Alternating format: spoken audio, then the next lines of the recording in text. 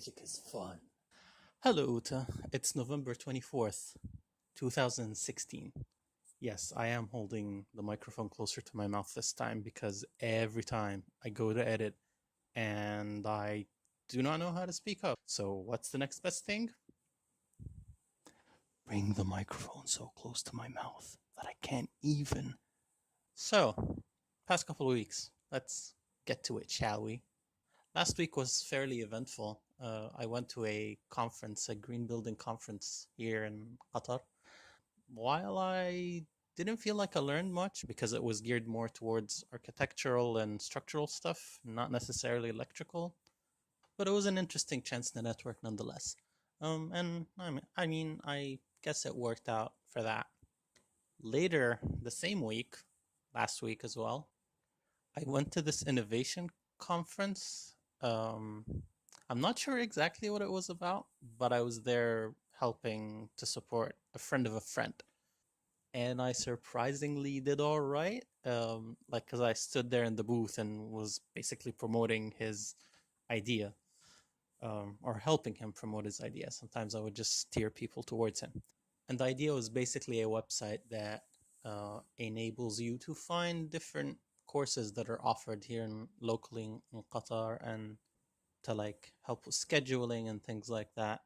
But to me, frankly, the most exciting part was this little thing here. And it's mostly a VR goggle of some sort. It's basically a Google Cardboard. And because I'm a giant nerd, that was the most fun thing to me. That friend of a friend was basically giving them out as a promotional tool for his business idea. So basically, this little thing, you open it up top, and you see that little cubby here. Stick your phone in there. I'm using my phone as a sound recorder, so I'm not going to do that. You leave it in, close, and a world of wonder opens up, and you can see it all around you. It's kind of fun. Sort of a very brief review. Be very careful. This stuff can get you dizzy because your brain thinks you're standing still, and if there's too much motion in there, it'll kind of confuse your brain and it'll make you feel like you want to kind of throw up. Not a very pleasant feeling. To me, most of what I felt was just general eye fatigue very quickly. Maybe because I don't wear my glasses when I put them on, and kind of getting them positioned right for them to focus properly can be challenging. And most of all, you have to carry them basically all the time. Not the most comfortable setup, but it kind of shows you the possible potential for the technology, and it's kind of exciting. But yeah, that was pretty fun to play around with. So in more like somber, less sort of fun stuff, a coworker of my father had his dad pass away. So we went to the funeral to pay our respects, and I was surprised at how different the whole atmosphere is from the way we do it in Egypt. Because I haven't been to that many funerals in Egypt, but I've been to a few, and it's significantly different. It surprised me how people didn't seem to behave in very somber manners. It felt like a social gathering, a normal social gathering. And if I didn't know that it was a funeral, I wouldn't have guessed. There's nothing particularly funerally about the situation. Everyone except me and my dad and maybe one or two other people were dressed in typical Qatari regalia of what they call a tobe and their thing that they put on the head, uh, shmag or ghutra and agal. Too many words. I don't expect you to try and say those. Your word of the week is going to come later. So they were dressed like they would normally dress every day.